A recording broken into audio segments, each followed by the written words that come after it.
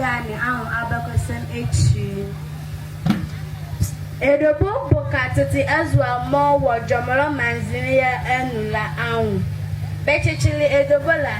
ye apre kaye apre eya kumo okola en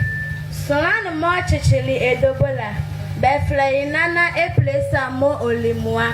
yimo ye oluaye adindere nu ovili anya ye vinde nuba erere bakwane ye vinde edobo azale eshiazo mekamo ojuri azale eshiazo la onlike azale ne chen aliendon olualezo oveleli edobo kema edindere kechileti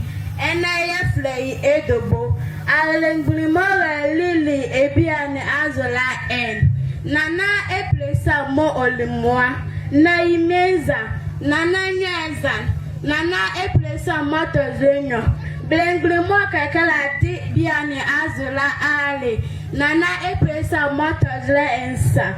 yima ye kakala ole enzama adole blengli ekunu penyaninia nana eple esa mo olumwala le